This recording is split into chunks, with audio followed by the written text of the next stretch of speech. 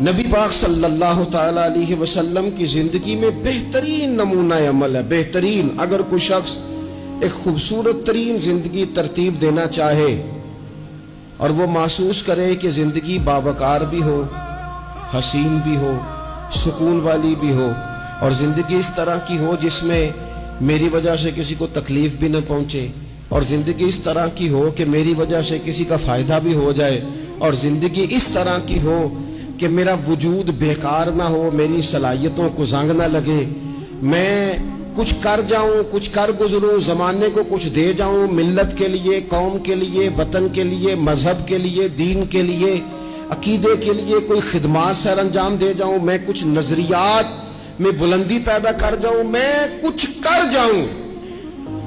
اگر کچھ چاہے کہ میں کچھ کر جاؤں تو لقد کان لکم فی رسول اللہ اسوۃ حسنہ، پھر اس کے لیے میرے نبی پاک کی زندگی ایک بہترین نمونہ ہے. بہترین نمونہ. ہم نہ جب کچھ کرنا بھی چاہتے ہیں نا تو تب بھی نہ اس میں پہلے اپنا آرام سائیڈ پہ کر لیتے ہیں، اپنا سکون سائیڈ پہ کر لیتے ہیں، اپنا کھانا پینا، اپنا نفع سائیڈ پہ کر لیتے ہیں. پہلے ساری چیزیں اپنی ذات کی اس میں سے مائنس کر کے پھر ہم کچھ کرنا چاہتے ہیں. تو ایسے تو نہیں نہ کچھ ہوتا، نہیں کرنا کچھ نہ پڑے، نام زیادہ ہو، خدمت کوئی بھی نہ ہو، نمبر پہلا ہو، ڈیوٹی کوئی بھی نہ ہو، اجر سب سے زیادہ ہو. باتوں کے ساتھ جو لوگ پلاؤ پکاتے ہیں وہ زیادہ بھی گھی ڈال لیں تو خرچہ کوئی نہیں آتا. مسالہ جات مہنگے استعمال کریں، باتوں سے جو پلاؤ پکانا ہے.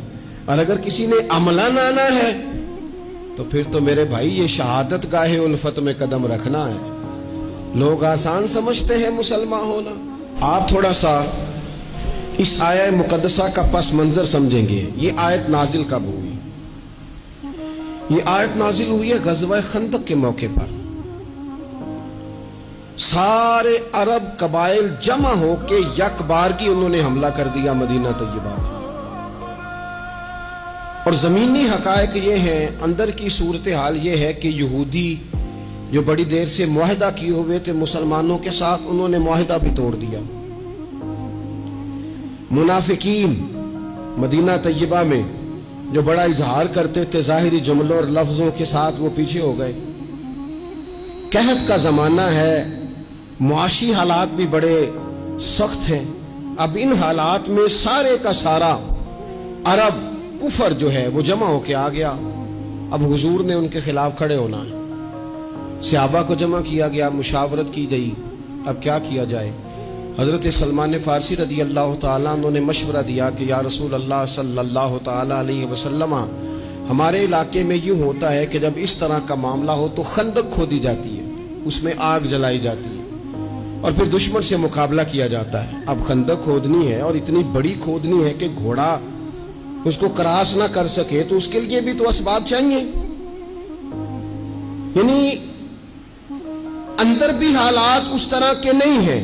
جو مدینہ طیبہ کے اندر جو آبادیاں موجود ہیں وہ بھی سارے ظاہری طور پر ساتھ چھوڑ چکے ہیں، اور سامنے جو لوگ آئے ہیں وہ سارے جمع ہو کے یکبارگی آئے. اب مقابلہ ہے اور مالی حالات بھی کمزور ہیں. حضور نے فرمایا کھودو بھائی خندق. کیا غریبوں کے بچے صرف دکھ اٹھائیں گے؟ مسکینوں کے بچے صرف دنیا میں دکھ اٹھائیں گے؟ حضور نے لوگوں کی اس بات کو غلط کیا. جس طرح باقی لوگ خندق کھودنے میں مشغول تھے، اللہ کے رسول خود بھی مشغول ہو گئے. لوگ جیسے اندر سے مٹی اٹھا اٹھا کے خندق سے باہر لاتے تھے، نبی کریم بھی اٹھا کے باہر لاتے تھے. جتنی محنت دوسرے کر رہے تھے حضور اس سے ڈبل کر رہے. بلکہ صحابہ فرماتے ہیں درمیان میں کچھ ایسی چٹانیں آئیں جو ہم سے نہیں ٹوٹتی تھی، تو حضور نے فرمایا مجھے دونا تھوڑا، مجھے دونا اوزار، میں تمہیں توڑ کے دیتا ہوں. حضور نے باقاعدہ عملاً اس میں کام کیا. اور جب ہم نے کہا نا یا رسول اللہ ہم نے تو بھوک کی وجہ سے پیٹ پہ پتھر باندھے ہیں، تو حضور نے کپڑا ہٹا کے کہا تم نے اگر ایک باندھا ہے تو میں نے 2 باندھے ہوئے ہیں.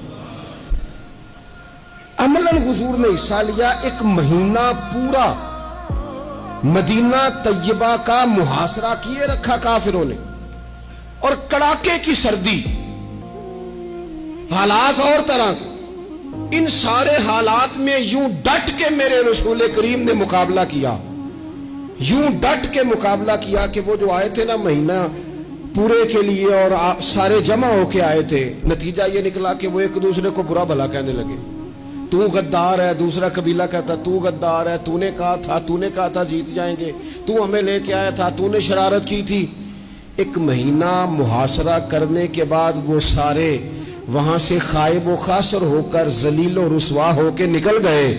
और इन सारे हालात में हुजूर यूं डट के खड़े हुए कि कमजोर पड़ने वाले लोगों से, परेशान रहने वाले लोगों से, छोटी छोटी बातों पर घबरा जाने वाली उम्मत से, और जरा जरा सी बातों पर टेंशन तारी कर लेना और काला जादू हो गया, नजर लग गई और फलाना आ गया और फलाने की वजह से ऐसा हो गया और फलाने ने मुझे यूं कर दिया और फलान की वजह से मैं कामयाब नहीं हो सका और फलाना मेरे साथ चलता। तो अल्लाह करीम ने इन सारी कमजोर बातें करने वाले हम जैसे लोगों को समझाया कि ये हालात देखो और मेरे रसूल का डटना देखो, और इन हालात में भी पूरे कुफर को भगा देने का अंदाज देखो। लक़द काना लकुम फी रसूलिल्लाहि उस्वतुन हसना, फरमाया तुम्हारे लिए मेरे महबूब की जिंदगी में बेहतरीन नमूना है।